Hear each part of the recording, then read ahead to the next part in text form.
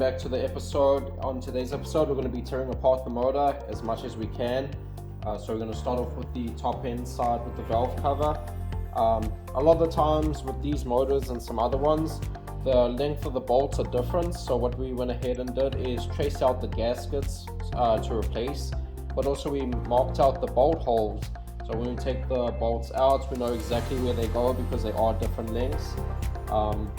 We already rebuilt the top end of this once. It was leaking around here, so when we take this apart, you'll see a lot of the gasket maker we used, but also you'll see a lot of these bolts are incorrect, so we're going to replace those. Some of them have a threaded stud with a nut, so we're going to be replacing those with actual bolts. And yeah, so let's get to it.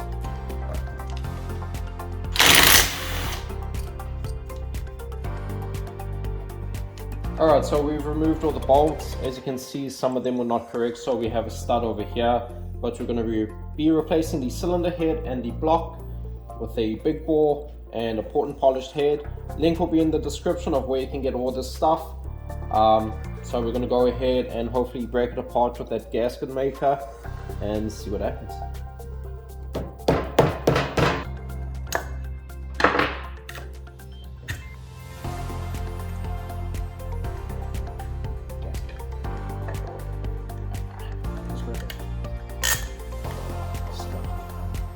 And as you can see, guys, we put a lot of gasket maker because the head was leaking. You can see some of the studs and areas of the head are actually broken, and that's why it was leaking. So we're going to make sure we take the dowel pins out there and there because we have to reuse it. Okay, so at this point we're going to take the tensioner body off so we can loosen the chain and take the cam off.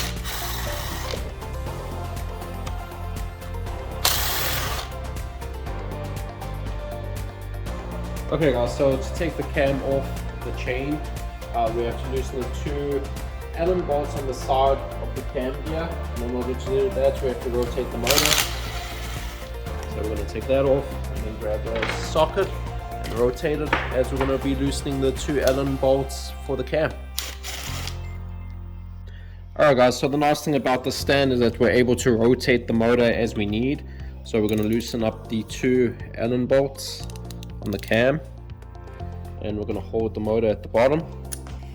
Alright, so now we loosen up the two Allen bolts. We're going to loosen up the cam gear on the cam. Then you slowly, don't drop and lose your bearing. And then this all comes apart. And as you can see, everything came off pretty easy. Just like that. I'm going to grab a zip tie. And along the way, guys, make sure you're putting your stuff in boxes or Ziploc bags. So you can see this is all the camshaft stuff. We have the bearings, the two Allen heads, and the cam gear. So we're going to keep everything together, that way we're organized. Alright guys, so now we're going to loosen up the cylinder head bolts. There's 2, 3, 4. 4. We already cracked these loose, so we're just going to loosen them.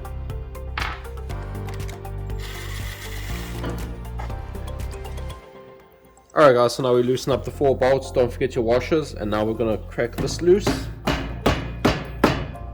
Rubber mallet. Get that side.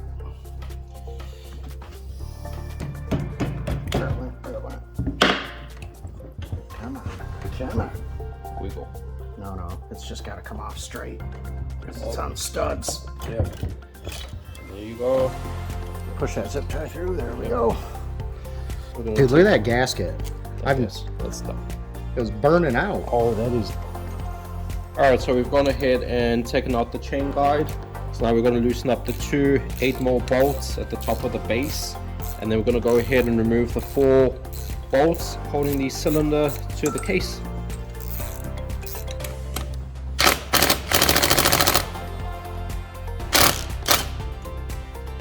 Alright, so we loosen the bolts, we take them out, and now let's see if the jug comes off. It should come off pretty easy. There you go.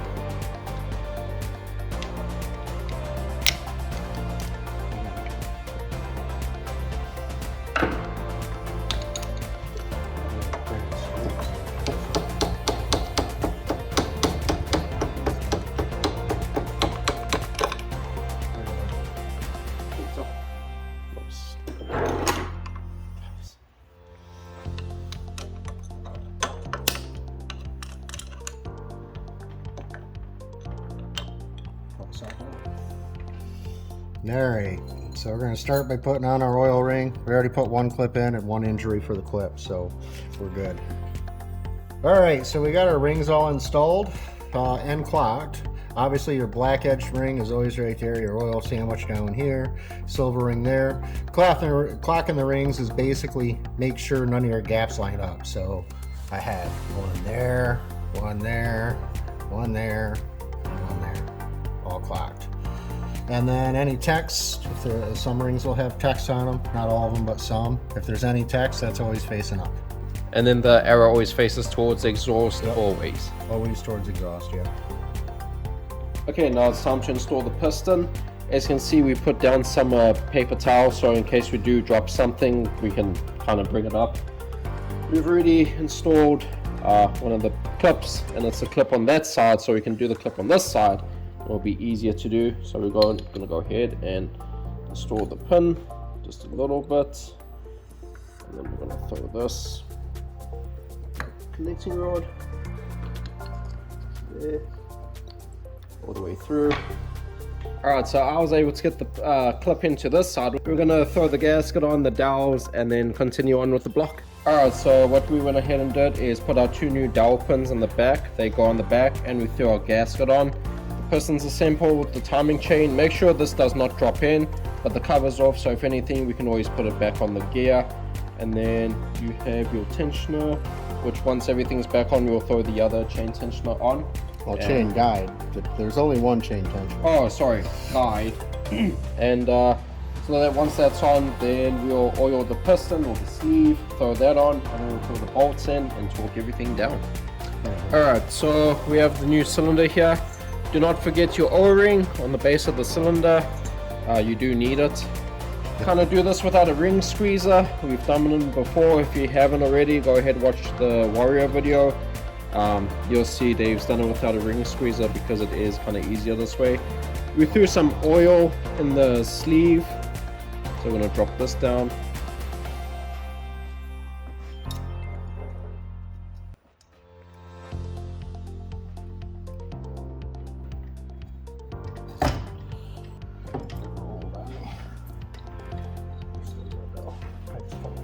Gasket.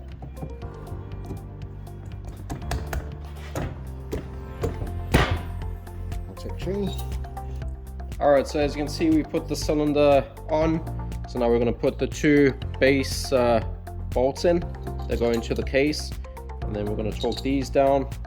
Alright, so now that we've got the block on and everything like that, we already put the bolts in, the cylinder bolts, but we went and torqued them in stages. So we went 20 foot-pounds, 25 foot-pounds, and now the final torque is 33 foot-pounds, and you're going to do it in a crisscross position.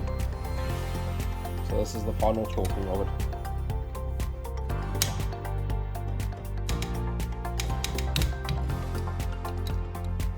Alright, so we went ahead and put the chain guide back in. It does seat in a specific location, so make sure it does seat in there, and then at the top there is a notch, and it will sit into the cylinder. So it's actually a pretty good chain guide system. I like it. Alright, so we put ahead and put our chain guide in. We have our dowels in, the head gasket. So now we're going to install the studs, and we have upgraded studs to hold this power down. So now we're going to go ahead and install that. Okay, so now the studs are in. Now the way we did this is not by the book. It's recommended from us, from a good buddy of ours who's done multiple kits like this. So what you want to do is get green thread lock. Okay, also keep the existing head. So what you want to do is get calipers and measure out the distance from the base to the head of the studs. Alright, and then throw green thread lock on them and throw them in there. And we didn't torque these down to spec. When we put the nuts on with the head, we will torque them down to spec, but we just did it that way because apparently if you don't use green thread lock, it's a known issue. Yeah, they're known for blowing the head gasket and doing that, and that's why it pulls the threads on here. So Yep. don't go tighter than you need to, and make sure you have the right height sticking out. It's more important. Yep. So we have the head gaskets on, we have guides in. We're going to let this sit for a couple minutes, and then we're going to throw the head on, but we're going to let this dry before we torque the nuts on, and so we're gonna keep continuing. Yep. Alright, so we have the head assembled, we got the washers in and the new nuts. Yeah. There's 4 washers that come on the studs from OEM. There's 3 of the same and 1 bigger one. The bigger one goes on this side where the spark plug goes. Right in between the 2 exhausts. Yep, so do not forget about that. And then we're going to torque these down to 33 foot-pounds. We already torqued 3 of them, so we're just going to torque the last one down to 33. And make sure to do it in a crisscross pattern. As if you were doing a tire. Exactly. And then we also did it in stages, so we went 20 foot-pounds, 20, then we did 25, then 30. So now this 33. So there you go, there's the last one, and now we're going to throw another good thing to do, which we already did it, roll your motor after you get this far into it. If you get any drag or anything, if it doesn't feel smooth, you're going to want to address it before you get it all the way assembled. So yep. So now we're going to throw the cam in, but before that there's 2 dowels that go on each side here. So we're going to pull them from the old head, throw them in, and then continue on with the camshaft and the gear. Alright, so we've oiled where our cam's going to sit. We'll go ahead, get our gear on. There we go, so that she's lined up and her T-mount line up top. And then don't forget too, with the camshaft, when you're at TDC, the lobes on the camshaft need to be facing down. So we're going to slide this in. There it goes. Get that first Allen in.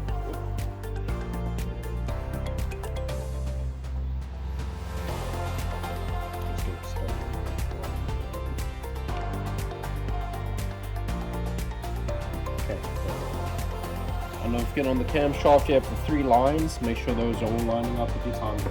Yep. And we're going to torque those 2 bolts down. Yep. And continue. Yep. Alright, so we went ahead and torqued the Allen bolts to 15 foot-pounds. So now that's all done, we double check timing. Timing's good. So the next thing to do is to put the timing tensioner in and then continue. Okay, now we have the timing all set and everything. We're going to put the tensioner body in. So we bought a new one and it comes with this plastic piece. Don't take that out until you're done. We got the bolts in there and we got the new gasket. So we're going to torque these down and continue. And we are torquing these down to 84 inch-pounds. Alright, so now we're going to be throwing in the gaskets and the valve cover and the new bolts. But in the meantime, we're going to be lubing up the camshaft. Because once again, you never want to do anything dry. So make sure you throw a little bit of oil where the lobes are to the head. And then we're going to throw the dowels in, which I think there's 2. Yep. 2 dowels, 1 there, 1 that side. I'm going to throw a new gasket on. This time no gasket maker because it's a brand new head. We're not going to need it. Now we're going to throw our head on with all the new screws. The head's on. Oh, the valve cover. Valve cover. With all the new screws and continue.